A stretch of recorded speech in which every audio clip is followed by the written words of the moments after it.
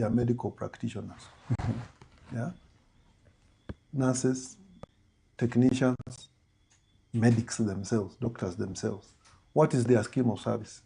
How do we make sure that doctors get the recognition, they get the time, and they get the environment to do their work? Right? Hiyo ni kitu ya muhimu. Kitu ingine ni dawa. Dawa sasa imekuwa sarakasi because county government spends a lot of money on medicine. So you cannot fault them. You cannot fault the county government for not buying medicine. They buy medicine. That is the truth. The truth is they buy medicine. But then that medicine is bought and does not go where it is supposed to go. Why? Because the systems are weak. Inaporwa ikiwa in transit. Hizo madawa ndio zinaenda katika private chemists, wewe unauziwa. Ukienda kwa hospitali unaambiwa dawa fulani na fulani haiko, uende ununue private. Mimi kazi yangu kama gavana ni kusimamisha hiyo maneno. Dawa ya serikali, dawa ya zinanunuliwa na pesa inatengwa na inatumika na wananunua dawa, lakini hiyo dawa inaibiwa katika hiyo train, hiyo supply chain system. So hiyo inaturudisha tena kule kwa corruption. Yes, na ni corruption, you know. How can a county where half of Kenya's industries are located be generating 1.6 billion? 1.6 billion shillings is petty cash. Narok, do you know how much Narok county government raises on source revenue? Last year, Narok county government raised 4.8 billion. Narok has only got about 1.1 million people. Na wanyama wengi. 4.8. Kiambu County, 5.8 billion. Kwani sisi, and you have everything. Mali tuko sahi. Ukiangaza macho, unaona tu industries. Go down. Ile mali iko hapa. Kuna mali ya investment, wekezaji.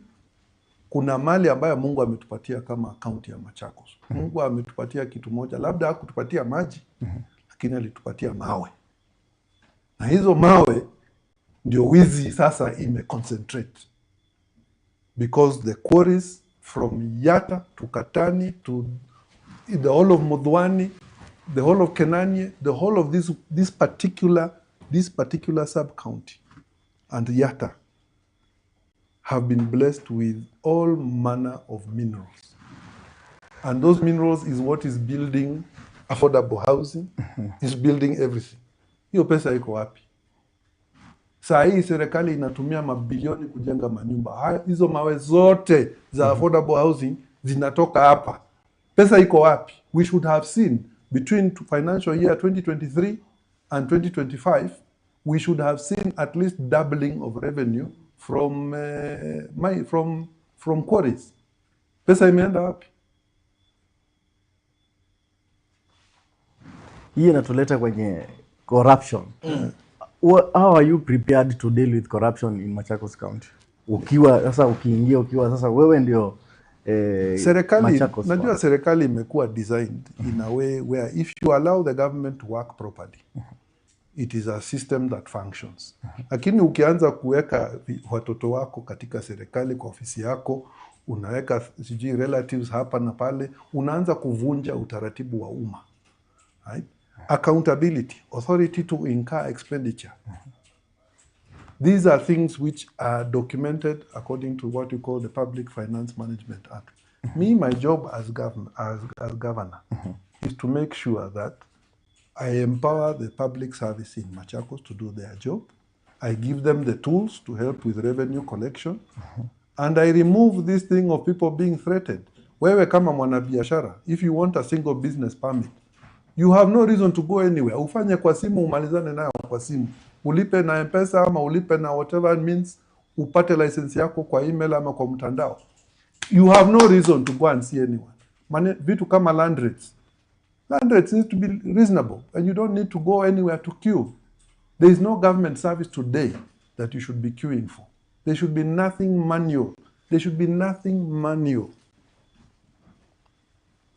Scheme of service. Kama governor, tunaongea na SRC. Why are we having a challenge with employees in county governments? do these schemes of service really work? What can we do, particularly for soft things? Ni nini inaumiza mzazi? Medical. Typically ni medical. Medical ndio inavunjanga nyumba. Ukiwa na mtu ambaye amegonjeka, unaweza uza kila kitu to save that life. And the challenge we have today with the public servants is hawana scheme that makes sense. It does not make sense for them. So mtu anafanya nini? Anatafuta opportunities elsewhere to compensate for hii gap. So chunga watu wako, hakikisha wanafurahia kazi yao. Ya pili, ondoa mwanya za uporaji. Digital technology, you guys are digital natives. Wewe ukiambiwa sasa utoe 5,000 shillings cash, you struggle. But if I tell you to M-Pesa me, you'll M-Pesa me straight away. The cash economy is bad for government. Lazima tuondoe mahali cash inatumika, tunabadilisha hiyo na digital payment. Tukiingia kwa soko. If I go to the sokos, and I spent a lot of time, my biggest campaigners today, by the way, are chair ladies of markets. Najua kuna watu wengi wananiambia ati Waita ajui Kikamba. Of all the candidates in this massacre, I don't think there is one who has covered the mileage I have covered in.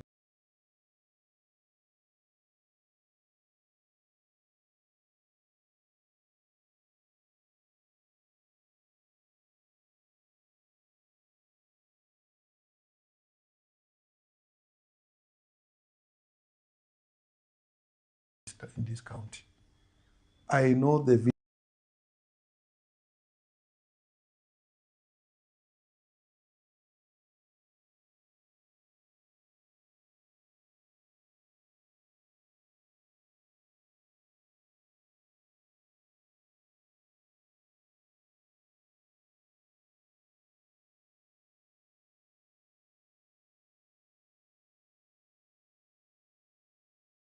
somebody the other day complaining about sand harvesting. Sand harvesting, unfortunately, is what is keeping our young people, giving them a bit of money. It is our job to find alternative income streams for them. County government, hiyo ni kazi yetu. Hatuna kazi ingine. Is to create an economy. If you look at Article 174 of the Constitution, the spirit of devolution was to bring government closer to mwananchi and to share the benefits of devolution closer with mwananchi. Hiyo itakuwa kazi yangu. You will not hear any cases of corruption. Me, I have no need. I have my own money. I am independently okay. I have been okay. Let me give you a story which should inspire you. Me, by the time I was 25, I had already bought my first house. 25? Yes. The first salary I got from Safaricom, I never used to cool anything. I used to pay, nilichukua loan ya nyumba. My salary was 100K. I would pay my rent in my house. The rest, I was paying loan ya nyumba. I had no free cash. Let's say between 25 and the time I turned 30, I never used to spend money on myself. Me, I wanted to own things. I wanted to own things. I never wanted to be a scenario where mtu ananiambia we toka kwa nyumba. So I made a decision, wacha nichukue loan ndio ikatwe kwa mshahara hata isiingie kwa account yangu. That is how I learned. That is how I started my career. For you guys, maybe younger generation, that might not be a priority for you. But saving is something that taught me a lot. So me, I have made my money. I have worked for the head of state. Me, there's no money I have not seen. If you ask me to show you what 1 billion shillings can look like, I can tell you. But I did not take it. And me, I'm very happy. That's why as soon as I left the government, after the elections, I went to get a job. Because me, I don't want to be idle. And I also want to look after my kids. I want to be able to do good things. And I want to be able to come back and campaign. And to do that, I need to work. If through God's grace, we take the government next year, you can be assured that we are going to restore discipline. We are going to restore discipline. The government is not the place to come and work and to come and get rich. If you want to get rich, go and uanzishe biashara huko nje. Umetueleza kwamba utakuwa unapigana sana na mambo na corruption. How are you going to ensure transparency and accountability? Public procurement. Public procurement. That's where this thing starts. Okay, see 10B tunapewa national government. 4B is what supposedly this government was trying to raise from on-source revenue, and they have been defeated. But as we raise it, I can assure you, within my first year in government, I will double on-source revenue. By the time I finish my first term, our on-source revenue will comfortably be in the 6-7 billion shilling region. That money, I've told you my priorities. First, I look after county welfare. Make sure the public service is functioning. People are happy. County service, public service board is working properly. We talk with our leaders. Priorities of development should not be coming from the governor. The governor should be getting development priorities from the county assembly. That is why MCAs are elected, so that we can sit and discuss what the development priorities in Masi are, for example. You know, how would I know what the guys of Masi know? Is the leaders there, the ones to say, this is priority number one, right? If I just take a very simple look at the case of our good friend, our young friend, Sami and his uniforms, that for me is one of the saddest cases that I've ever seen, because today the county government of Machakos are spending bills in excess of 6 billion shillings. Actually, the last audit was 5.65, and that was some while ago. It has only increased. In that pending bills are businessmen, small, young people, persons with disabilities. They are contractors. They are traders. They are people who thought they were getting the deal of a lifetime. Umepewa LPO ya kusupply kitu fulani, we unaenda unajitolea, unajituma, unaenda kwa bank, unachukua loan at 13-14% interest, unanunua equipment, una supply on time, on schedule, best quality. 1 year later, watu wa finance hawachukui simu zako. Nobody wants to pay you. Nobody wants to know you. And if they're going to pay you, wanakuitisha nini? Kakitu ndio wakuweke kwa hiyo list ya kulipo. 5 billion shillings you are owing people in Machakos. Wengi wamekuwa auction tayari. Kama huyu kijana, this tender, you know, I've got very many messages from his friends asking me, Waita, why haven't you spoken on this issue? My views are not popular views, so I want to apologize. In my government, Sami Kioko would have won that tender because it would have been publicly advertised and it would have been kept exclusively for young people. So that whether the governor is there or not, the government is the one that has issued. So the government must honor the payment and pay him. It does not need any individual to intervene.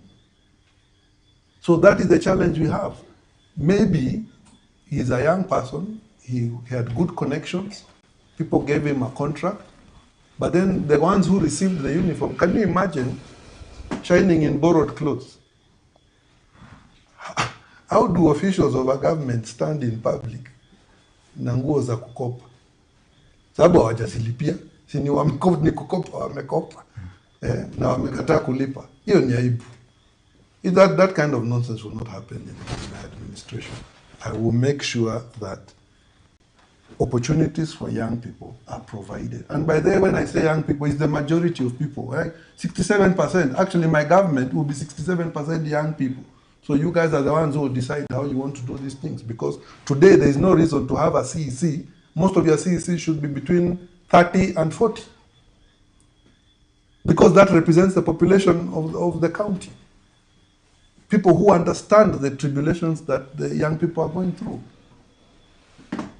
Governments work best when you are open. There are no secrets. Anything that requires to be procured, you publish. Kwa mtandao, everybody knows. Kuna tender ya hizi na hii. Nani ameshinda? Everybody who has won is published. And you will put your name, your company name, your certificate, so that anybody who wants to check who you are can go and check.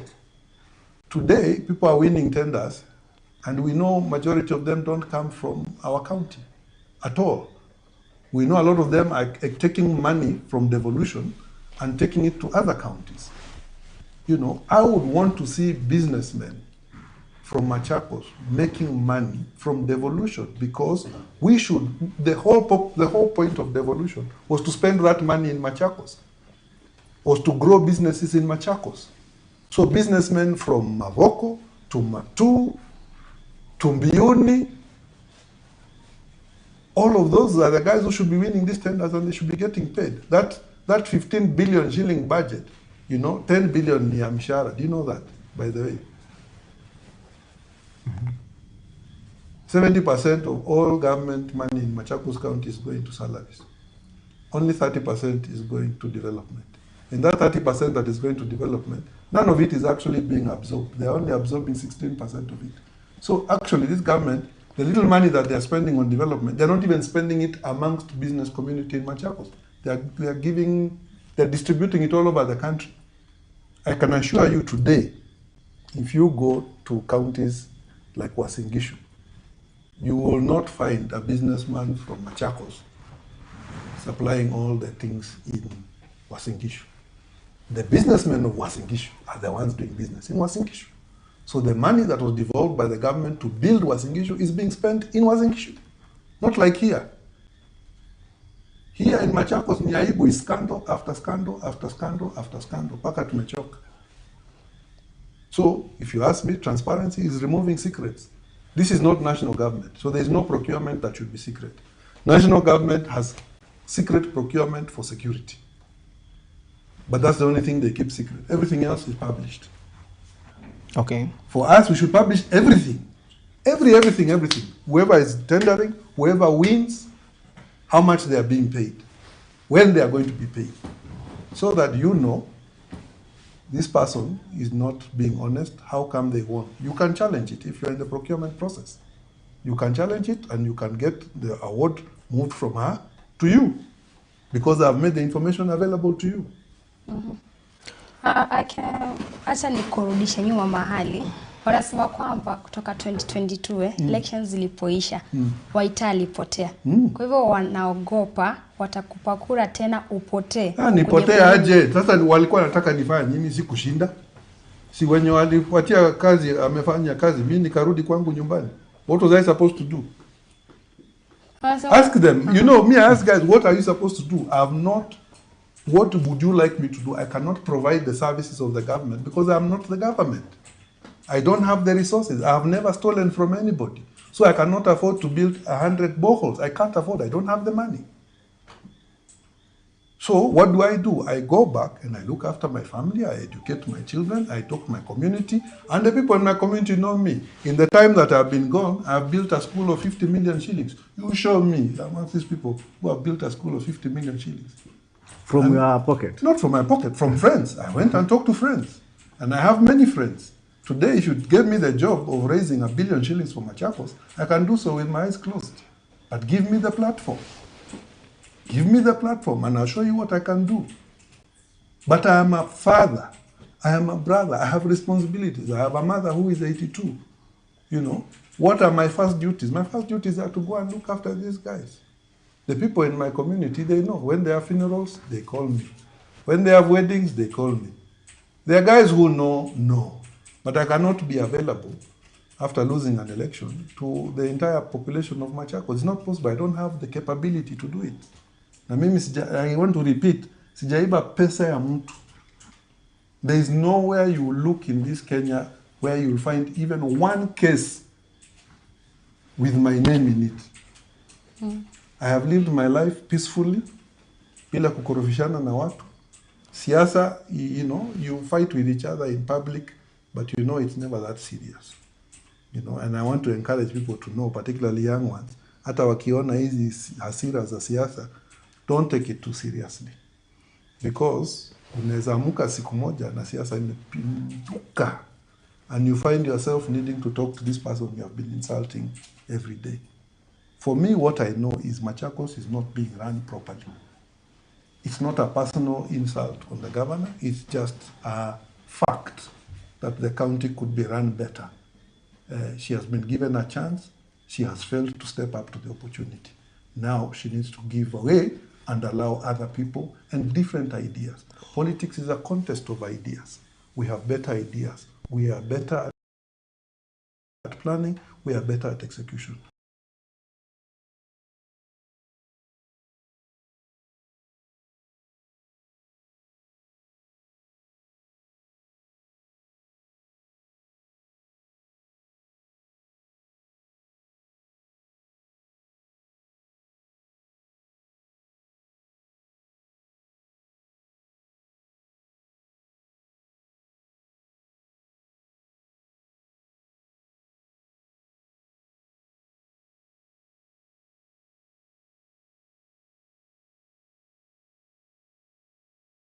We have a good track record to back that up. So,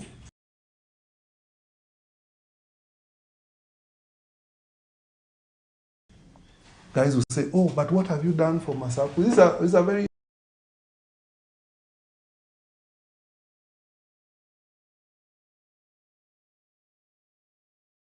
often question. Me, I've never been an elected MP, so I have no duty to do bursary. I have no duty to do anything. My job was in the public service, was to serve Kenyans, and I did so with distinction. When you elect me as your governor, then ask me, Mr. Governor, what have you done for me? And me, I'll come, nitapiga magoti kwako sababu you are my employer, and I'll tell you, give me time, nikufanyie kazi. And I don't, by the way, the one thing I don't want, my first executive order as governor of Machakos, Schedule 4 of the Constitution, that is the job. Water and sanitation, to put water in the taps, remove sewage, tengeneza barabara, tengeneza soko, peana license ya matatu, peana nini. That is the job. By the way, it's not a big job. Watu wanajigamba ati His Excellency, and you cannot even raise 1.6 billion. There are young bankers working here in town who are 25 years old working for banks who can mobilize 2 billion shillings in a week. Don't serve the people. This thing, His Excellency, Her Excellency, it disconnects you from wananchi.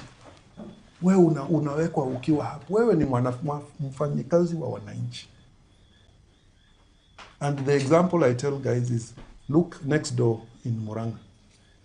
This county, everything is working the way it should be. You don't see the governor running around parading himself in borrowed uniform. You don't see that nonsense. If you see our former governor from Makueni, Governor Kivutha Kibwana is the epitome of humility. Hii kazi ya governor itakuja na itaenda. Huwezi kujigamba ati unajiweka hapo as if you are God. You are not God. Your job is to come and work for people. Finish working and you go where you are going. If you have other political ambitions, uende na uzifanye. Right. Kuna we have contractors walifanya na the previous government. Tuseme kuna wengine wamefanya na this government na mpaka wa sasa hivi hawajawahi lipwa. Wewe ukiingia kwenye mamlaka umejipanga vipi? Mi kitu ya kwanza, hakuna kuanza new projects. Wacha tumalizane zile za serikali, because whether you like the person or not, the works that have been started need to be completed. We finished them. This government has left 54 projects started by Governor Mutua, left them hanging completely. Stadiums, mabarabara, soko, you name it. Work that Governor Mutua started has been abandoned. Why? Because mulikuwa mnabishana kisiasa. So what? When Governor Mutua was governor of Machakos, he was the governor of the county. The resources he was using were not personal resources, they were resources for the government. The next government has the duty. One of the things I was taught, the first thing we were taught in the Kenya School of Government was government is a continuum. Yani serikali haishi. Wewe unaingia, unatoka, mwingine anaingia, anatoka, lakini serikali inabaki. So nikichukua usukani, kazi yangu ya kwanza, wacha tukamilishe zile miradi ambazo tayari zinaendelea. Tumalizane na watu, tuwalipe. It will be painful, lakini hatutalipa wezi, tutalipa wale ambao wamedeliver vitu. Wale ambao wamedeliver hewa, ole wao, waende kotini, hawatapata chochote. Lakini the people who have delivered work, who have done things, they should be paid without wasting time. Na kuna kitu inaitwa it's a very simple methodology, inaitwa pending bills committee. Unatoa watu kutoka ofisi ya Auditor General,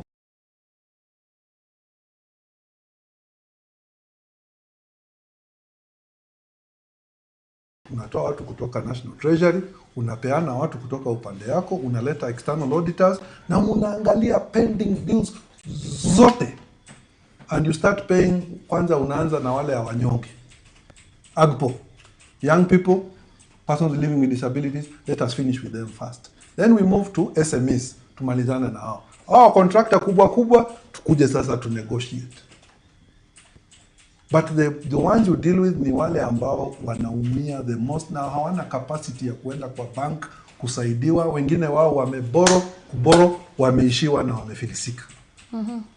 Kama utakuja kuitisha kura zako ukitumia chama cha Waita, we don't consider you that much. Kwa hivyo wewe as an aspirant pale Machakos governor, tukungoje na chama gani? Mimi wacha nikwambie, mimi ni anaheshimu sana chama cha Waita. Na kama ningekuwa na nafasi ya kuingia chama cha Waita, ningeingia hata kesho. And it's not an option I have ruled out, by the way. Kama ni kinyang'anyiro, tuende tu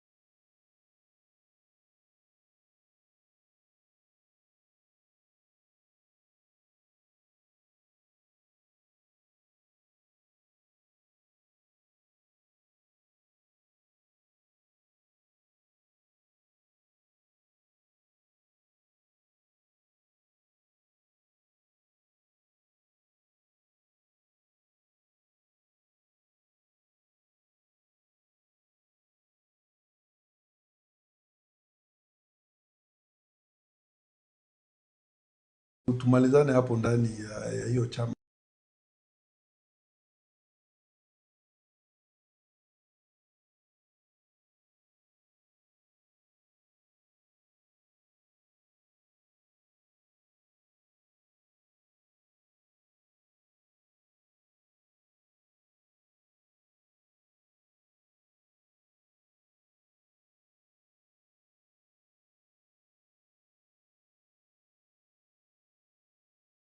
Does not need to beg for recognition.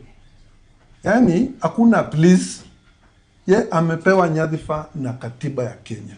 It is the duty of the governor to work with the county assembly, and it is politics. Inaitwa kitu inaitwa statecraft. Unajua, you don't have to be best friends to work together. You just need to respect each other. Kila mtu ako na kazi yake. Kazi ya county assembly ni oversight of the executive. So kama governor, uwe na kikao, upatie county assembly heshima inayostahili, upeane kazi yao heshima ambayo inastahili, and pia you create an environment of dialogue, So county assembly itakuwa na wanachama from different parties. Unasema you are not going to talk to them because wengine labda wako pinzani, wengine wako independent, ati hautaongea na wao. The first thing you must do is you bring everybody together, because all of them are serving the interests of Machakos residents in their own way. Uketi na wao, wale ambao hawakupendi, it's okay, si harusi, they don't need to love you, lakini mnaheshimiana. Mimi nitafanya kazi yangu kama governor na nitakusaidia kama MCA. Tutahakikisha kwamba fedha zikitengwa, every ward is getting the right things for the right level of development. Wakati ya kuenda kubishana labda kupitisha sheria, you must convince people County Assembly is there to be convinced. Unaingia hapo na unawapaka ziagi, unawaambia honorable members, we have come here to ask for this and that. Lazima uiname, mwenye shati lazima ainame. Lakini magavana sababu umezoea kuwaita their excellencies, wanaona kama MCA si mtu wa maana. Big mistake. Big mistake. Very big mistake. 174, 175 of the Constitution. A county government is based on democratic principles. Democratic principles, number one, indicate separation of powers. Executive, one side. County assembly, the other side. One has oversight, one has execution. You are separate but interdependent. Yani mnategemeana. You cannot work without county assembly. Ona sasa hii sarakasi ya county yetu, mara speaker, mara DG, mara nini. Kila siku ni sarakasi na vita. Why? Because people have put themselves huku badala ya kuweka yourself hapa na wananchi. If you put the interest of Machakos people first, then you know hata kama usikizani na speaker, uko na jukumu kwanza la kuhudumia wananchi, na kuna sheria unataka kupitisha ambayo itasaidia wananchi. Kwa hivyo inafaa wewe nyenyekea, wacha sheria ipitishwe, wananchi wafaidike. Lakini kukaa hivi, I must get my way or the highway. Hii highway itakaribia very soon for some governors. I've been hearing some issues with some governors. Unasikia governor anasema ma MCA mahali wanataka kunifinyilia na nikikataa ama nikikataa huo mpango yao, now they plan to impeach the governor. Do you believe on that thing? Yeah, I believe it's statecraft. How did you get to a point where muna impeach one another? Si ni kumaanisha mko na long track record ya kutoheshimiana. Yaani mmebishana mpaka imefika kiwango, yani watu wamesema enough is enough, acha tutumiwe tumuondoe. You have allowed an issue to fester. Ni kama ukiwa na, you know, your better half. I don't know if you are married or you are not married. I am. Okay, let's say you are married. Domestics are always there. Mutabishana, hakuna, there is no month you are going to go without having an issue. But you are still married. Why are you still married? Because siku itafika, lazima uone, yenyewe, I'm not being fed. Hama, you are not seeing the quality of life you are experiencing the month before. Unaona, baby, pole. Wacha to reset hii. Wacha tuongee. Wacha tuketi. It is the same way the relationship with the county assembly. Haiwezi kuwa vita saa yote. But on issues of principle, if there is a law which is important for the wananchi of Machakos, it is the duty of the governor to go and explain. Make your case. And you have many tools. Politics gives you many tools. Uko na vifaa nyingi ya kutumia. Utumie zote. Ndio upitishe sheria ambayo itasaidia wananchi. Do you think that there's some MCAs are blackmailing the governor in that name of combat to impeach? Me, I don't know. I mean, I don't know. The MCAs I've met from Machakos, they are all fairly reasonable. They are all committed. Most of the ones I have met are committed. A lot of them are my friends. I've not seen that sort of blackmail. What I have detected is leaders who feel disrespected. And they feel that they have not been given time. And you know, time, respect si kitu kubwa. Ni saa ingine ni kusema tu, ukiwa na appointment ya saa 8. Saa 8 uwe hapo, ndio usikize watu. Usifanye kiongozi akae kwa waiting room masaa 2 na akiingia unamtreat kama mtoto wako. You know, those are the things which are not acceptable. For me, the representative of the wananchi is the MCA. My employer is the Mwananchi. So it means I must work with the MCAs. There's no choice. I am also going to be the first governor in this county who will have a very strong relationship with members of parliament. Because how do we make sure that CDF, the expenditure in CDF and the budget from county assembly, that is appropriated by county assembly for the government, complements each other. So tukiwa na MCF kwa mfano, ako na pesa ya ku-extend facility ya shule mahali fulani. Ni up to county government kusema, mahali hiyo milioni 20 yako imefika, wacha tutenge ingine milioni 10, hii shule tuimalize once and for all. But you cannot do that unless mnaongea na mna create environment ambayo haina siasa ya chama. Wakati ya chama itafika, but when it's time for work, hizo vitu unaweka kando, watu wanaketi kama viongozi, and you put the interest of the mwananchi first. How will you take care the minority in your government? For example, the MCAs now, the county assembly, the minority one. They are all elected leaders. How did they come in? They are elected. Wherever they were, there might be minority in the chama, but they were elected by their MCAs. They are not junior. They are not inferior. They are elected leaders. And me, I'll treat all elected leaders with respect. And by the way, to disagree is common, but you disagree on issues of principle. I cannot disagree with you because I don't like the way you smile. You know, that's not important. But if we say, for example, me naomba county assembly inipatie idhini, I spend 100 million kurekebisha mabarabara katika eneo fulani, na wanakataa, na wanasema hapana, hiyo pesa wacha tuweke for foreign travel na hali kadhalika. Na mimi nasema hapana, badala ya kutravel hii pesa tupeane kwa maendeleo. Those are issues of principle which you must fight. Lakini vile unatafuta elders, unatafuta senior leaders, unawaambia utulete pamoja, tutatue hili jambo. Wow. Talking about hey, ladies first. You need a chance. Wacha kwanza tutoke pale kwa county. So many people are waiting to hear who your running mate will be. Even me. Even me, I'm waiting. What do you mean? Even me, I'm waiting. Even me, I'm waiting. By the way,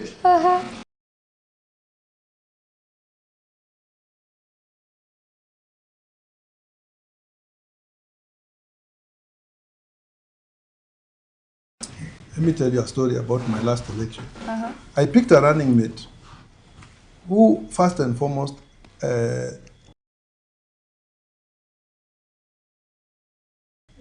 I respected.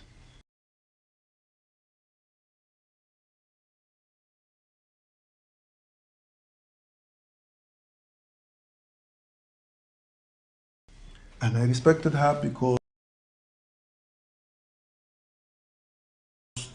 of what she had done. She was a speaker in the county assembly. She was a professional. She was a decent person, first and foremost, and she had ideals which I resonated with. And I said, I like Florence. I wish we can work together somehow. But the reality of our politics in Masangu, and in the fullness of time, part of the reason we lost the election is because Masinga, Yatta, Mwala, they felt that they did not see their face in the government. So for me now, I'm looking for a running mate from that general area. We are talking to many people. Tutaona wale ambao watakubali kufanya na sisi.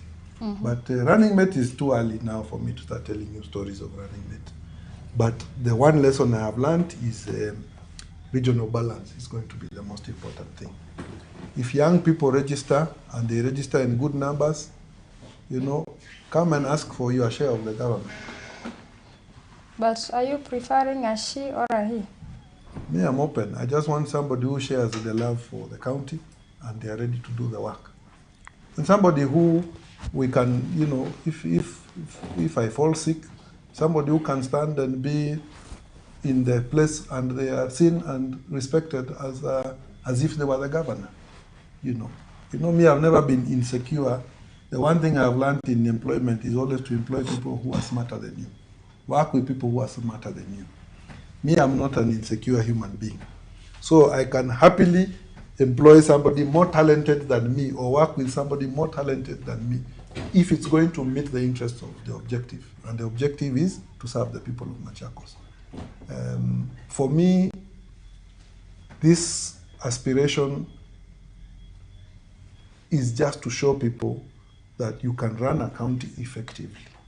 You can go to a hospital and it works. Your children can go to ECD, and this is not even me and you. You are rich people. You know you are rich people. Compared to the rest of Machakos, and in some of the places I have been to, the poverty levels are so high that even going to free ECD is expensive, because it means you have to start thinking about feeding that child And many of those parents cannot afford to do that. I want to be the person who protects those parents and protects those vulnerable children. That is the mission I have. And I'm prepared to do whatever it takes to deliver on that mission. So when people ask me, go for Senate, Senate ni wewe. If you want Senate, you go for it yourself. Me, I'm going for the governorship because that's where I can have impact and that's where my skills are best utilized. Okay, how are you going to improve the education sector? Teachers. First, keep teachers happy. Have you talked to a teacher lately in this county of ours? First of all, let's take the ones in the corporate environment. They are so unhappy because their hardship scheme of service has not been well thought out. And there's no subsidy coming from Machakos. Actually, our schools are doing very poorly relative to the rest of Kenya, right? And not because we don't have good teachers, because our teachers are underappreciated. If I go to ECD, now ECD is my responsibility as governor. My two responsibilities in the education sector, one is ECD, two is vocational training. ECD, give teachers contracts that make sense. I don't want to hear, yani sitaki kusikia kwa wale ambao wako mtandao kuna train inapita. Ndio mahali kwa nini nimekaa kimya. Kuna train inapita. Kuna train inapita. Itakupatia hint mahali tuko. Itakupatia hint mahali tuko. Tuko Machakos, tuko Machakos County. No, on a serious note. Yeah. Teachers in ECD must be paid well. They must be paid correctly. Parents should not. Yani mzazi asitoe hata ndururu. Ati mnachangia mwalimu wa contract. Kwa nini? Huyo mwalimu aajiriwe na serikali. That is the first responsibility. I will make ECD, I will tell you by the time I'm done with ECD, you'll be moving kids from Nairobi to come and learn in Machakos. Because we will make it work. Vocational training. For me, I'm very much a corporate person. I know there is no point in training somebody a skill that has no market. Me, I'll invest heavily in training that is market relevant. Yani mtu akitoka kwa vocational training institute anapata job au anapata nafasi ya kutumia their skills.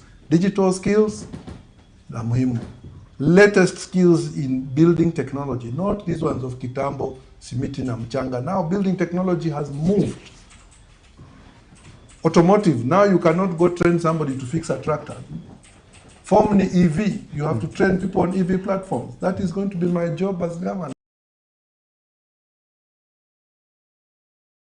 How do we get those things into our institutes? How do I go sit with the president and tell him, Your Excellency, please, this is where we need help from the national government. This is where we need conditional grant. Badala ya kusimama hadharani kutusi rais, you should be going to negotiate for conditional grants because you are in a period of ceasefire. This is why the governor cannot afford to be a politician who is lost. Because now you are caught in the politics of the day at the expense of 1.5 million people. So because you are fighting with the president, 1.5 million people suffer. Weka hiyo siasa kando. Let your party deal with it. You as governor have a responsibility just to deliver on the mandate that the Schedule 4 of the Constitution has provided. Your job is not to go around insulting other leaders. So for me, that is my view. I am very clear on education, on healthcare, on the economy of Machakos. When I think about the people who pay so much, Siokimau, Mavoko needs special attention. And I want to tell the people of Mavoko, najua amesema Mavoko ni no-go zone. Mavoko mutaniona paka mchoke. Mutaniona paka mchoke. Mzoea hii sura. Me, there's no way I'm not going to go campaign. So anyone who thinks they're going to declare a no-go zone, you have another thing coming. Ora for ora. Moving on, kumekuwa na joto sana pale Machakos level 5. Inasemekana ya kwamba madawa hazipo, wagonjwa wahudumiwe vizuri. Hiyo ni kazi ya county government ama ni kazi ya national government? County government from CHV to level 5 ni jukumu la county government from beginning to end. Ukipewa usaidizi na national government, ni usaidizi unapewa, si haki. Referral hospitals level 6 and above, teaching hospitals, are the responsibility of the national government. But even you as county government unaweza sema unataka level 6 na muingia joint venture na national government. But the issue with our health service is not a complicated one.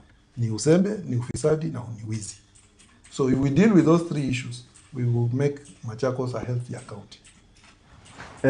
Mheshimiwa, I've been following you so much, na katika hafla zako nyingi umekuwa ukiongelea kuhusu uko na mipango mizuri ya vijana. Umekuwa ukiongea about the youth. Sasa hivi umesema Machakos County tuko 67%. 1 million. I think 67% of 1 million ni youth. What are the plans for youth, and ni nini unaona wana youth hawafanyiwi kwa serikali yetu sasa hivi? When I was less exposed to politics, I used to look at Governor Mutua's experiment with Machaud, and I used to laugh because I didn't understand how impactful it could be. Now, the creative economy is the center of job creation.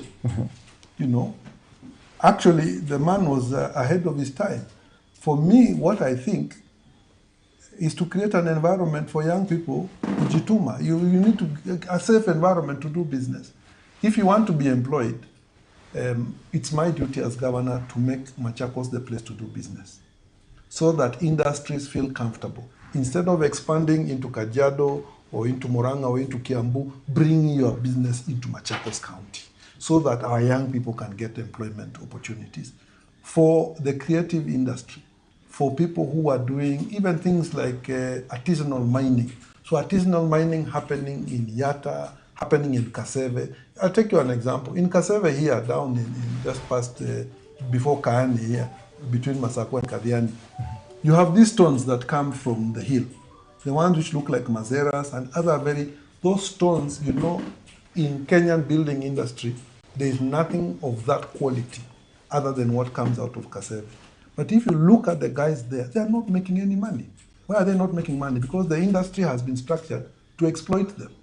Me, I want to make sure that the young people involved in those industries, whether it is quarry, whether it is sand harvesting, whether it is what, you know, put structures, regulations that protect people, allow them to make some money out of it. Farming, you know, we have almost given up on farming. People are slowly, I'm seeing people wakikata, ukienda hapa kwa Matingi, kwa kahawa, anaanza kukata kahawa. People have lost hope. That coffee was some of the best coffee in Kenya.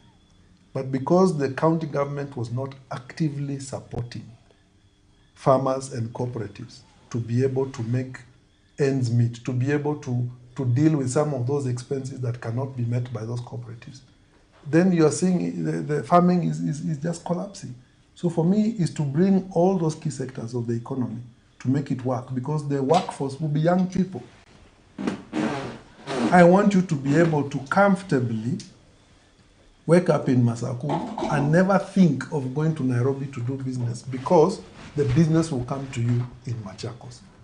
Me, I gauge a city, I gauge a town based on nightlife. Nightlife is an important gauge of the economy. If you drive on Thika Road, 20 kilometers from the city center, the first town, big town you'll come to is Ruiru, Kamakis. Usiku jam. Kwa nini? Sherehe, mabiashara, maklab, choma joints, nini. Hiyo ni pesa. That industry, people are performing. People have jobs. Kinyozi is operating until 1 a.m. at night. It's a night economy. Why? If I drive 20 kilometers in the other direction on Mombasa Road, I end up in Athi River. 10 o'clock at night, it's dead. It's quiet. Ukitembea we ni mwizi ama we ni askari.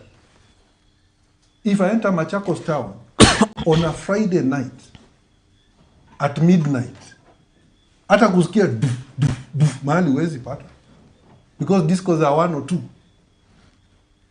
There's no money. People don't have money to spend, so entertainment sector is not big.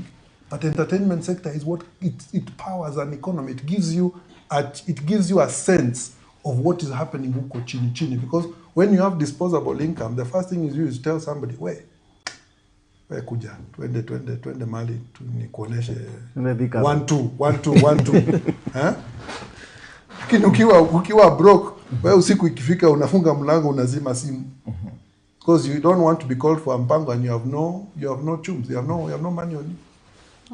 My job is to make sure that we bring the economy of Machakos to, I comfortably feel that in 5 years, number 1, we can have city status as Machakos County.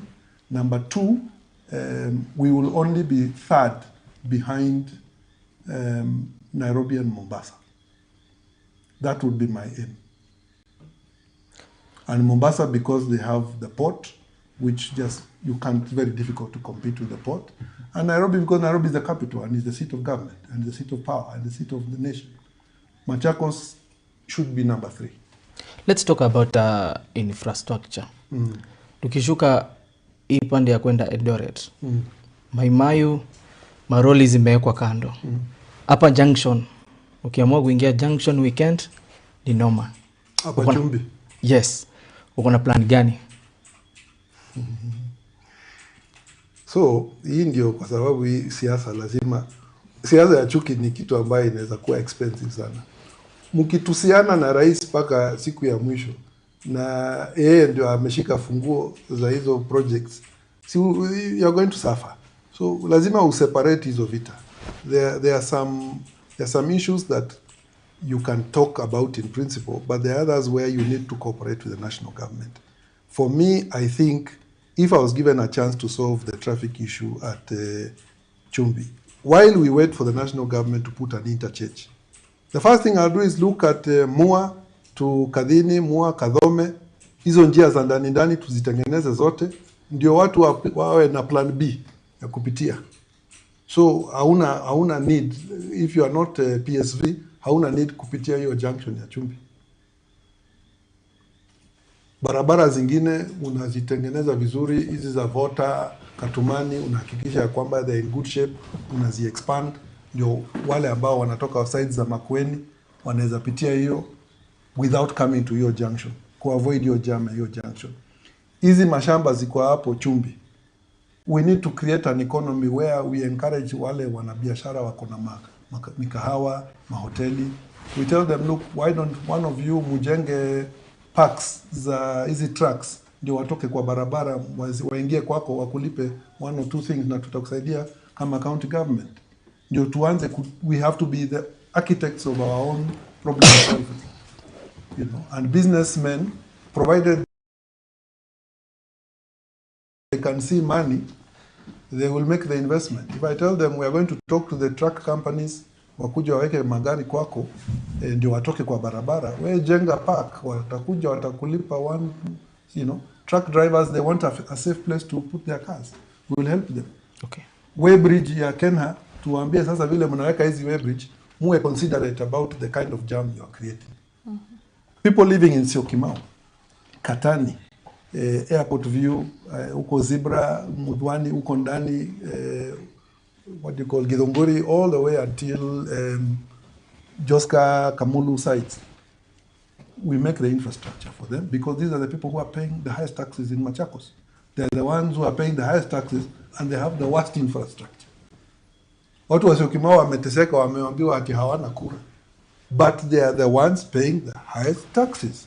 But they have got the least service. Mi nitawatunza, nitahakikisha kwamba wakiingia ma estates zao wanaingia kishwari, lakini ile kitu nitawaomba ni watusaidie tuendeleze maendeleo katika eneo zingine za county yetu. Okay. Yeah.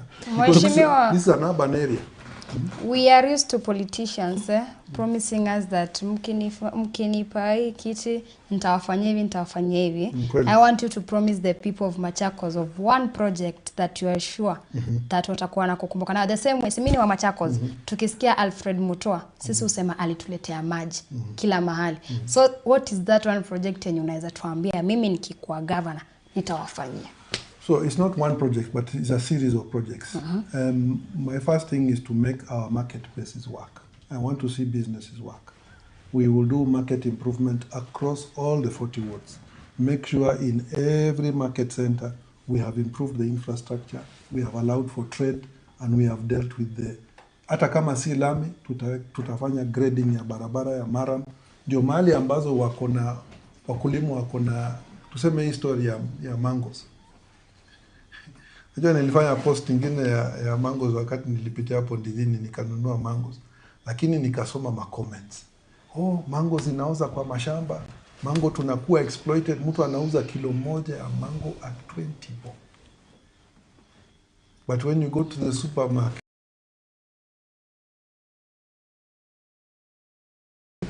one mango is almost 100 bob. That guy has been exploited to be exploited. My job is to make that disappear by improving access to markets. Some of those infrastructure projects, county government haina pesa, lazima ishirikiane na serikali ya kitaifa. There is no avoiding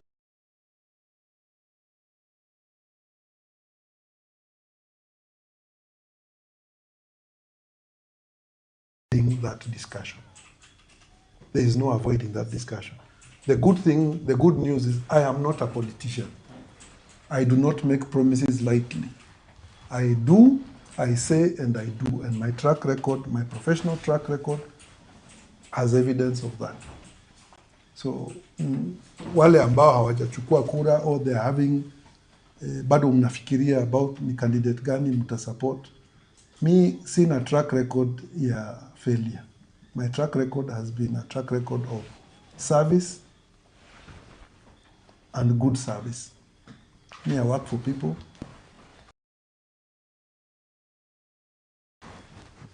The way we are sitting here, you know why I was talking about this thing of His Excellency?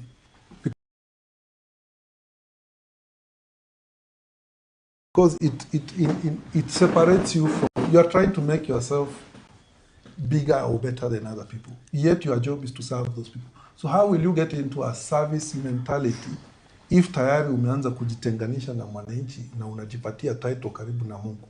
Kwa nini? So for me, that is my thinking. For the time that you are governor, even you don't hear governors being called all these fancy titles. Governor ni governor. If you want to call me governor. If you are missing my name, call me by my name. You know, people have been calling me by my name since I was born. I have no problem with it. But this thing of putting yourself on a pedestal, it separates you from the job. And the job here is to serve. I want to commit to the people of Masaku, particularly young people. Don't gamble with your vote. Me, I am ready to work for you. I am ready to give service and make the sacrifices. My family is fully behind me. They know the sacrifice of service. They know it's not easy to do public service. But mi niko tayari kujitolea. On day one, I will declare my wealth in public. People will know what I own. And the day I leave, I will also tell you what I own. You make an assessment for yourself.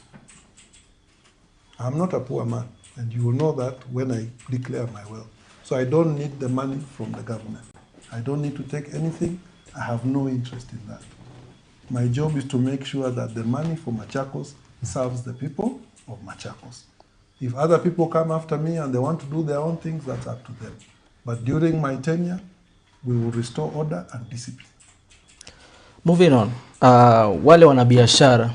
Sasa hivi kuna story ambayo inakimbia sana kwenye mitandao. Wale watu wote ambao wanafanya biashara kando ya barabara wameweza kuondolewa. Ukiingia wewe kama gavana, utawasaidia kivipi? So ndio wakati tulianza hii conversation tulikuambia kuna wachuzi, kuna traders na kuna hawkers. Kila mtu ako na haki ya kufanya biashara. Ni kuketi chini na tukubaliane. Wewe ukiwa hawker usimharibie mwenye amekodisha duka. Sababu huyu mtu amelipa kodi, amelipa leseni kwa county government, ako na haki ya kufanya biashara yake bila kusumbuliwa. Wewe ukiwa hawker tukubaliane ni area gani tunaweza kukuletea watu. You know, we must put you in a place where there is business. Karibu na stage, karibu na mahali unaweza pata biashara. Because ukiwa hawker, you cannot hawk where there are no people. You must hawk where there are people. Lakini we must have guidelines. Jinsi wewe kama ukiwa hawker unasaidika. Ukiwa mwanabiashara ambaye umelipa leseni na uko na eneo ambayo umetengwa kufanya biashara yako, you must be allowed to trade without interference. And the one interference you will for sure will disappear in the first week. No county official is going to come and ask you for anything. Ukiwa na license, that is the end of my relationship with you. Pay the license, may I give you the service. In between there, usinyanyaswe na mtu. Bora tu usivunje sheria, wewe fanya biashara yako. Tukimalizia manake naona time imeenda sana. Tukimalizia hii swali tukikosa kuiuliza, najua tutapigwa sana because sisi oh my sisi ni wasanii na wasanii hapa nje wanaumia, wanalia sana, especially wasanii wa Machakos. Yes. Wanaumia sana. Na hii nikikasa kuuliza, hii nauliza on behalf of them. What are the plans of artists in Machakos County and the young talented let me tell you. These people's park, which people don't seem to understand. Me, I'll bring you the biggest brands in Kenya to make that the best concert venue in this country. There will be no concert taking place there without curtain raisers from Machakos. Number one. Number two, studios. This thing of studio mashinani is not nuclear science. I mean, si kitu ngumu. People don't have pesa ya kununua hizi vitu and the quality of equipment. So we must make it available for young people at the cheapest possible cost. So for me, I will work partnership. People who are in those business of running studios, tutaingia partnership na wao ndio wawe na ability to make this service available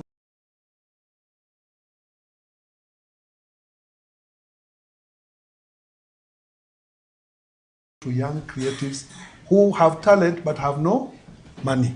And they need opportunity ndio wasikike, waonekane, waingie mtandao, because that 3-minute song could be their claim to fame. It could be the thing that turns that person from a poor person into a millionaire overnight. Me, there's nothing I like to see like people making money. And I want to repeat, I don't like people stealing money, but I like people making money. And young people need to make money. Ndio msitupatie stress. Me, I stay around young, my nephews, and I don't get peace. I don't get peace because they're always looking for, the ideas are so many, Uncle, I have this idea. Can we do this? Can we do that? And I keep saying, okay, guys, let's pick one idea. We work with it. Let's pick one idea. But creatives just need that little boost. That little boost is, let's make Machakos the entertainment hub of the metropolitan area. People are not going to go to Kajiado for concert. They're not going to go to Murang'a for concert. They're not going to go to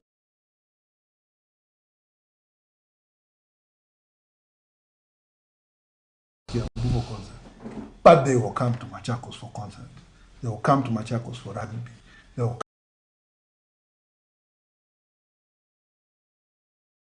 come to Machakos for football.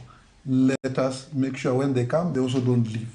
We have hotels, we have clubs, we have places to keep guys. For our young people in the entertainment space, they have an audience that is not just a local audience, it's a national audience, and in many cases, an international audience. Kuna swali amuliza ya kwamba tukikuchagua wewe kama gavana, how are you going to improve the revenue system? Why are you unable to digitize everything? Why are you unable to remove all human intervention in payment? Completely, and in many cases, we are going to scrap a lot of these licenses which are not needed. There are some licenses that small traders pay, which they don't need to pay. I don't need money from a soko in Biuni. I don't. Because that does not really contribute to the exchequer. What we need is the big industries, the cement industries, the quarrying business. We need the guys who are doing manufacturing here. We need to sit with them and say, we will make business for you in Machakos so smooth as investors. But all we ask is pay your rates early, pay your taxes early in the county, so that we can use this money to put medicine in the hospital,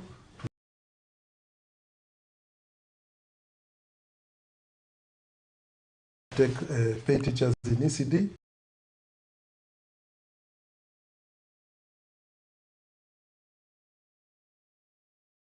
to grade roads in rural parts of our county, and to make sure that services are delivered. That is it. It's a compromise. Okay. You know, if today I told you that there is, how many trucks did they say are operating in Katani in a day? 300 to 400 trucks daily, and that is cash being collected from quarries. Is that not madness?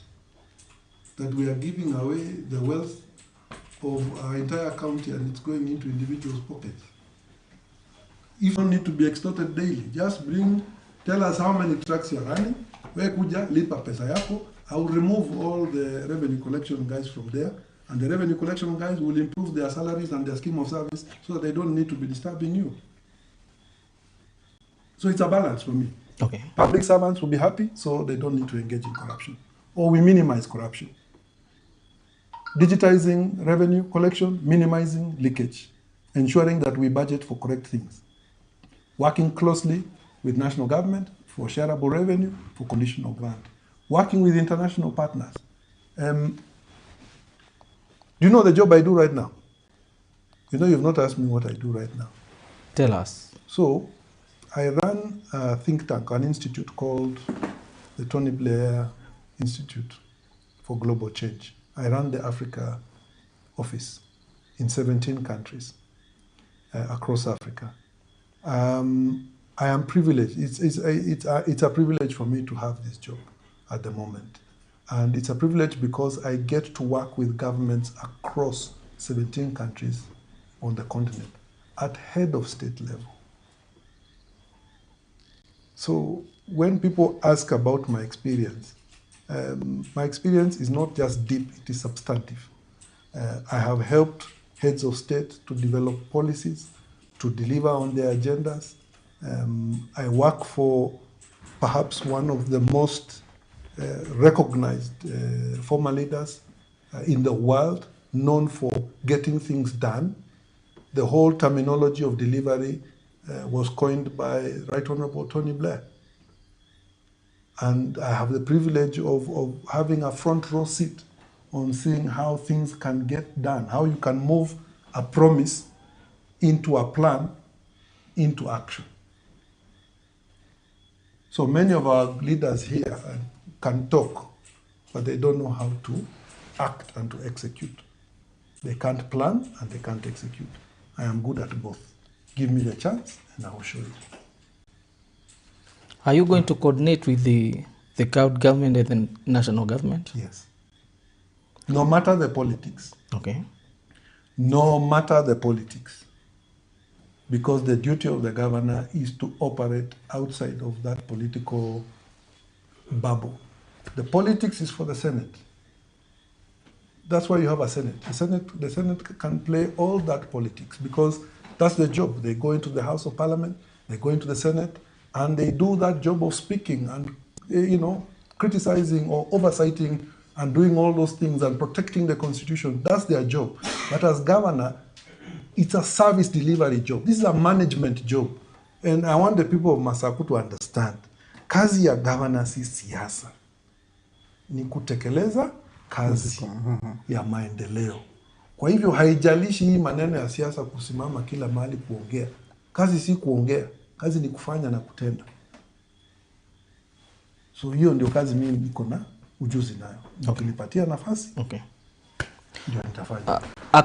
Labda hizi divisions ambazo zimekuwa kwenye vyama, do you think counties to some extent zinakuwa affected? Sana, unfortunately. Lakini ni hali ya siasa yetu. Unajua Kenya bado tunakomaa kisiasa kama nchi. So tumetoka, we have a new constitution that is only 16 years old. We need to give ourselves time. We are a very strong democracy. Tukicompare ourselves with nchi zingine hapa Afrika na zingine duniani, tuko mbele sana. Siasa yetu ni siasa ya kelele, ni kelele mingi, lakini sio vita. There is no bloodshed or minimal bloodshed. I hope and pray that we never get to a place where we are shedding blood for politics. But hii siasa, this push and pull ni kawaida, is part of political maturity. And in my view, si kitu mbaya sana, ni watu kupimana nguvu, and it will settle somewhere at the right place. Umetuambia kwamba utatuambia ama utatuelezea ni chama gani ambacho utatuletea. If it happens, you'll be on the opposition side. Are you going to collaborate and work with the national government? Of course. Of course. Let me tell you a story that I must repeat for anyone in politics. If you are in the Jubilee administration campaigning against NASA,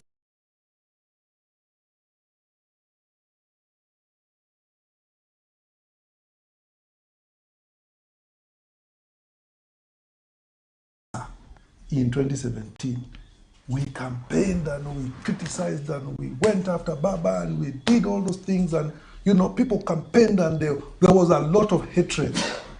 There was division. The country was very polarized. Yes, we won the election, and I'm very proud of the fact that I was in the winning team. It was not okay. Yes, we had won, tulikuwa tumeshinda siasa, lakini nchi bado ilikuwa na, you could feel huku chini kuna shida. Usiku rais ananipigia simu, anasema kesho muwe Harambee House, asubuhi na mapema. Sasa mimi nilikuwa nimezoea, ofisi yangu ilikuwa Ikulu. So kazi ya Harambee House si kuwa naenda sana, maybe kwa wiki naenda siku moja kwa ofisi yangu huko, lakini sana sana ofisi ilikuwa Ikulu. Kwa hiyo wakati rais alisema tukutane Harambee House, na yeye mwenyewe hakupenda hiyo ofisi ya Harambee House, nikasema hapa kuna maswali. Nikalala, nikaamka asubuhi, nikaenda Harambee, tukakaa, nilikuwa na boss wangu, head of public service. Mimi najaribu kumgauge sura, asemi chochote, tunangojea. Let me tell you. President arrives at Harambee House 9:00 in the morning. Tunamsindikiza kwa ofisi yake. So sababu mimi namtangulia, ndio namfungulia mlango ndio aingie ofisi yake. Nikifungua mlango, nani ameketi kwa ofisi yake? The Right Honorable Raila Amolo Odinga. May his soul rest in peace. Mi hata sikujua nitasema nini, kwa sababu sikuwa natarajia of all the people to meet inside the president's office after the election we have come from. This man who we were told na majina ime. So even some of us, we had internalized that hiyo vita, we knew those are the opposition, sisi tuo serikali, and we went in with that attitude. My friend, it was a humbling moment for me, and a lesson in politics that no permanent friends, no permanent enemies, only interests. And in that day, the interests of Kenya came first. The interests of politics were thrown behind. For me, it was a big lesson, because I realized, oh my God, if these guys can talk, who are we not to talk to each other? So for me, that is a lesson in life. If today, through God's grace, I'm elected the governor of Machakos County, There is nobody who I will not talk to if it is required in the interest of serving the people of Machakos. There is nobody who I will not talk to, because the job description is serve the people, not serve my ego or serve my own interest. It's to serve the people. And I've trained my mind accordingly. Just a quick one before we finish. In a scale of 10, how can you rate the sitting governor in Machakos? I can't rate the governor because it would be unfair to her as an individual. But I can rate her work. Yeah, that's... And the work is a complete mess. Maybe 2, 1 or 2. Machakos is in debt. Employees are unhappy. Kids are not getting the quality of education they need in ECD. Our hospitals are collapsing. We are the laughingstock of the Senate every time we are called for Auditor General's review. You know, we have a qualified audit that is qualified in so many ways. It is an embarrassment for us as the people of Machakos to know that we have a government that is just completely not performing. So it's a management problem. Change the manager. Wow. Amazing. Amazing. Tumekuwa na mazungumzo. Another one, before we finish, hii acha nipeleke pale nyumbani. So tumeongelea sana Machakos, kani nene mbai ya Mukamba. Ituisikana mwana witu mundu Steven Kalonzo wa Musyoka. Akiedha ite kiwile cha Usumbi. Wewe kama mheshimiwa wetu, unaichukuliaje? You know, I have known His Excellency from my Safaricom days, and I can tell you, if there's one man who is determined, it is him. I pray for him every day, that God helps him to achieve his aspirations. Then the only thing I can do is to pray for him.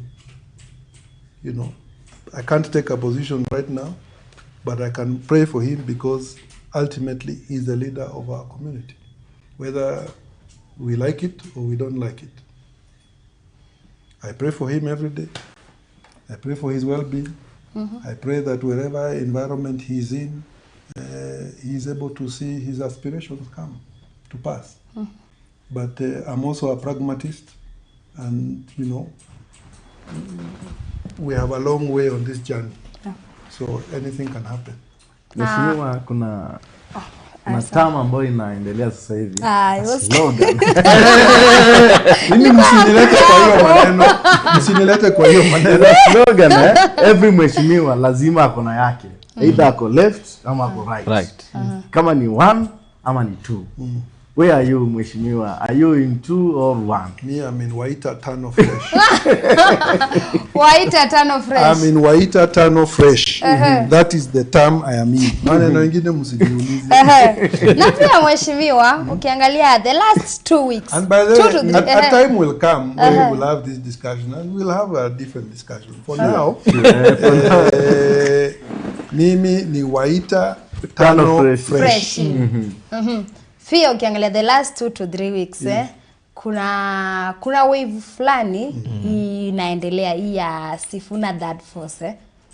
Kwa tu Gen Z huko wanasema sisi ndo Sifuna ni nini. What can you say about that? Je, wewe ni Sifuna?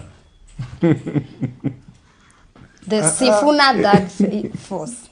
I have a lot of admiration for Honorable Sifuna. He is one of the most articulate politicians I have ever heard speaking. He's a conscientious politician. Sometimes being conscientious is very difficult in an environment where politics of convenience takes the day. But for me, the real test is not about Sifuna. It's about this generation of voters who don't want to vote. They don't want to take votes, or they have not seen a reason to take votes. I would urge every young person who has no voter's card, go take a voter's card. You cannot shout at the government and hope to succeed you know, wanasemanga usioneshe mbuzi kisu. Yani you don't draw your dagger and show the goat before you slaughter it. Unfortunately, we are in a situation where things were tried. Maybe they didn't go to plan, but now, second time, you may not have the opportunity to try it again because people will be ready for you. So the only way in which I am a firm believer in democracy. It could be my own mistake, maybe I'm naive, maybe there are other ways of getting power, but I think the only legitimate and sustainable way to get power is through the ballot box. Our duty as Kenyans is to make sure that the electoral process is fair. I don't think our electoral process is fair, to be honest. I think IEBC is weak. It needs to be strengthened. It needs to be supported. We need to. Why should a candidate? Let me tell you the reality of presidential, even gubernatorial elections. Why should I have 3,000 people to look after my votes? Why isn't the safety of my vote guaranteed? What kind of business are you running as an electoral commission if you cannot guarantee my votes at the point of ballot and counting? And that is the challenge all politicians are going to face in Kenya. And if we don't confront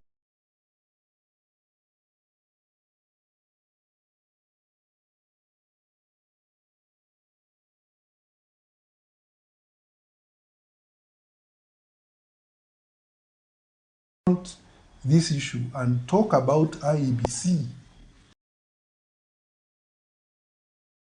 and IEBC's capacity to oversee free, fair, and safe and peaceful elections. Me, when I look at the by-elections that happened a few months ago, the fear of God got into me. Because if 6 by-elections could bring the country to a standstill and police are being deployed in places where we have never seen riots, what will happen when there is elections for MCAs, MPs, governors, women reps, senators, presidential on one day? What will happen? This issue, we must talk about it. And we must release the temperatures, and IEBC must assure us, number one, they can count votes, they can preserve them, and they can ensure that we don't talk about IEBC, and we don't talk about the ability to supervise multiple elections across the country and ensure that there is peace. We have a problem that is loading. Tukimalizia, your final remarks. The people of Machakos, because wako hapa wana watch, wanatazama. Mtaendelea kuniona, tutakutana mtandao, tutakutana ground. Ukiwa mtu wa village siasa, tutapatana tu huko mashinani, nikija kuwaomba kura na nikija kuwauzia sera. Ombi langu tu mnipatie nafasi. Nipatie nafasi niwahudumie, niwafanyie kazi kama gavana wenu wakati ikifika. Kwa sasa tuendelee kwa hii safari. Nitakuja kuwajulisha mambo ya chama, mambo ya running mate, na to launch manifesto na zile harakati zingine za kisiasa. But for now, count me in. Pray for me. I pray for this county. I feel Machakos County should be renowned in the whole of Kenya as the place to be. And I want to make Masaku great and greater again. Asante sana. Wow, that's amazing. Imekuwa amazing sana. Mazungumzo ya Nzioka Waita, honorable mwenyewe. Yeah. Na imekuwa amazing. Kama inaitwaje? Haujaridhika. Tutakuwa na yeye mara kwa mara. So kwa hivyo zoea hii sura sana, because every time hatutakuwa tunamaliza muda mwingi sana kabla tujakutana na yeye. Tutapatana huko mashinani. Kule mashinani. Ndio mkuje musikie kikamba yangu ile broken, chekele, lakini uone reaction ya voters. Ya voters biliko. So sisi tumeshukuru sana mheshimiwa kwa kuitika wito wetu na kuweza kufika mahali hapa. Sio wengi wanaweza kubali. Very true. Asante. Lakini wewe umekubali. It's a way of supporting a Gen Z, because sisi ni Gen Z. Asante. Asante sana, tumeshukuru. Sisi ndio Gen Z. You are the original. Yeah. Me, I'm just Bonoko. Niko hapo katikati. But you will have no better advocate, I assure you, than me. Wow. Thank you very much. Kuna wengi wameuliza maswali, zingine tumetackle, zingine hatujatackle. We are going to preserve them. So next time, it's a deal. Kila mtu ta make sure umeenda nyumbani ukiwa umeridhika. So to all of our viewers, we really appreciate for your time and thank you so much for supporting us. Supporting Katumbe 254, Moz Media, Kims Online TV, and make sure you follow Governor. Lakini cha muhimu, chukua kura. Kura. Chukua kura. Hiyo tu ndo ya muhimu. Hata story mingi haitasaidia. Ila mimi naweza waambia sana sisi Gen Z. And by the way, can I surprise you? Can I surprise you? Kila siku nikiingia studio, mimi huambia Gen Z tuchukue kura. Mimi mwenyewe sijaichukua. Yaani tuchukueni kura tuache mchezo. Yaani tuache mchezo. Yaani kupeleka ukachukua. Kesho nachukua kura yangu ya Machakos. Kwa hivyo nita decide, lakini tuchukue kura tafadhali. Mimi mwenyewe nimesema sina, nimekuwa honest. Sijachukua, kwa hivyo nitachukua. Tuchukue kura. Naam. Chukua polling station hapo Green Park. Ndio usiwe na queue, Hauna shida. Sasa nimetoboa siri, watu wengi wataenda huko. Asanteni sana. It's a deal. Let's meet in the next video. Next mheshimiwa, you can tell us ni nani mwingine unataka akae kwenye hicho kiti ambacho kinawaka moto vile juu. Keep subscribing, keep sharing na comments zenu tutazipitia. It's a wrap for now. Bye bye. Bye bye.